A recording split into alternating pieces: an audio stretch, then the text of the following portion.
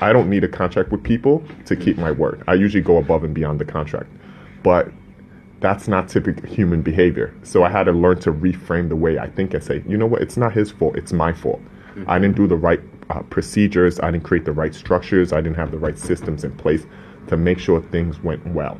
Or if things went wrong, I know how to handle that. So that's the reason I became an attorney, because I never wanted that to happen to me or anybody I cared about again. Like that was your first business contract that you made by words, right? yes, that I made by words, yeah. Yeah, so how do you handle contracts right now? So I tell everybody, the least I want whenever I agree upon anything or whenever we agree upon is to send what we agreed upon in writing. Okay. Because even if we both have good intentions, one of the things we learn in law school, especially about business, people forget.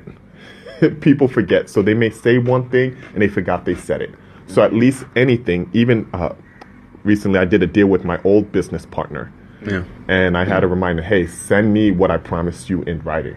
And I could just say a quick verbal yes before we go to contract stage. Yeah. Because the contract may take a bit of time to develop, but let's at least have written out the particulars, how much money I'm supposed to pay you, when I'm supposed to pay it to you, what are you supposed to do? So then when we're drafting out the contract, we already know what we agreed upon.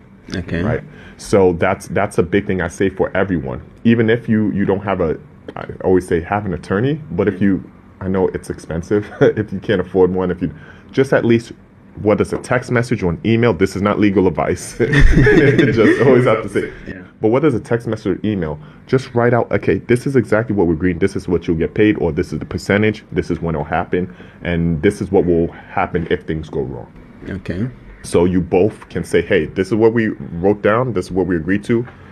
That's not necessarily a full-blown contract, but at least there's not going to be an argument about certain facts.